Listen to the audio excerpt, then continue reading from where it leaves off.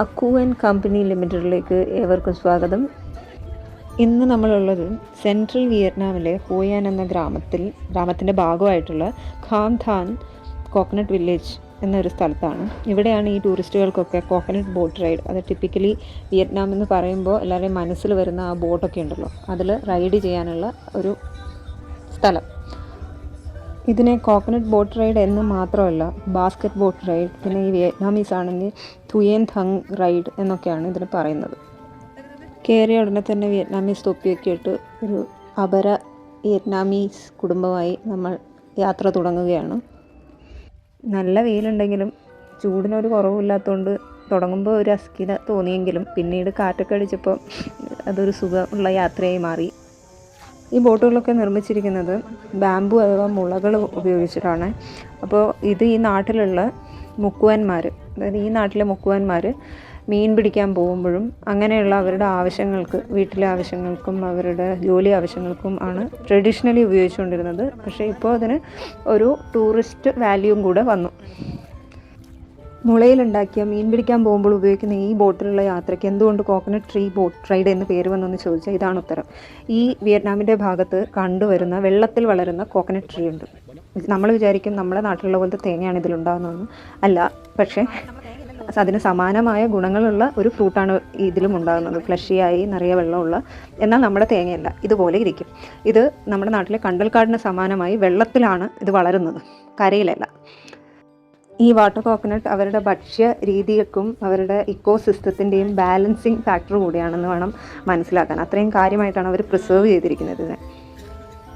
ഈ boat ride കൂടുതൽ ടൂറിസ്റ്റി ആക്കി തീർക്കാൻ ഒരുപാട് ഫൺ ആൻഡ് ഇൻട്രാക്റ്റീവ് ആയിട്ടുള്ള പല ആക്ടിവിറ്റീസും ഉണ്ട് ഇവിടെ. അതിൽ പ്രധാനമായും വിയറ്റ്നാം എന്ന് കേൾക്കുമ്പോൾ തന്നെ എല്ലാവരുടെയും മനസ്സിലോടി വരുന്ന ഒരു കാര്യമാണ് ഈ ബാസ്ക്കറ്റ് ബോട്ട് ഡാൻസ്.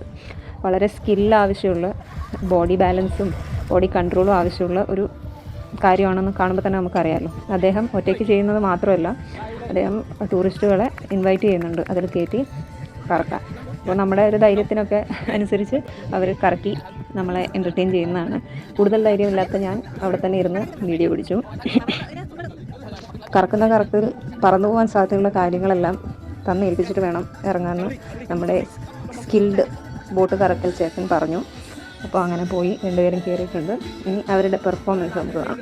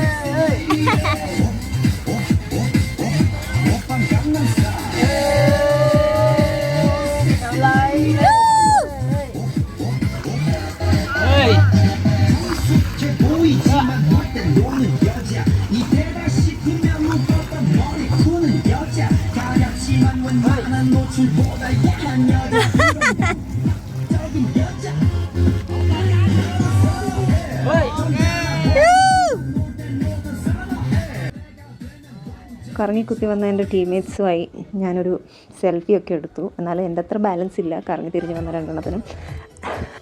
അവിടുന്ന് കുറച്ച് മുന്നോട്ട് വരുമ്പോഴാണ് ഇവിടുത്തെ ആൾക്കാരുടെ അടുത്ത കലാപരിപാടി. അതാണ് കോൺസേർട്ട്. അത് വെള്ളത്തിലാണ്, അദ്ദേഹം വെള്ളത്തിലാണ്, നമ്മളും വെള്ളത്തിലാണ്. എല്ലാവരും വെള്ളത്തിലിരുന്ന് എൻജോയ് ചെയ്യുന്ന ഒരു കോൺസേർട്ട്. നിങ്ങളും കുറച്ച് കേട്ട് നോക്കും.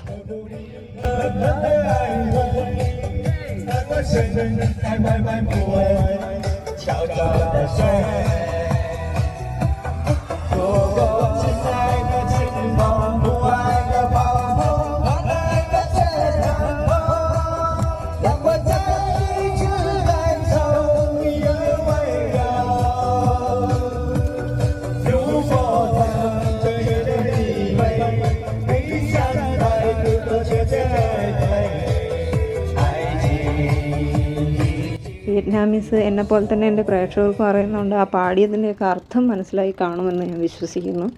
അതും കഴിഞ്ഞ് നമ്മൾ മുന്നോട്ട് വരികയാണ്. അവിടെ ഈ മുക്കുവർ മീൻ പിടിക്കുന്ന, പല രീതിയിൽ മീൻ പിടിക്കുന്നത് ഒക്കെ കണ്ടു. അപ്പോൾ കുറച്ചപ്പുറത്ത് ചെന്നപ്പോൾ ഈ വല ഇങ്ങനെ എറിയുന്നതിൻ്റെ ഷോ ഉണ്ടായിരുന്നു.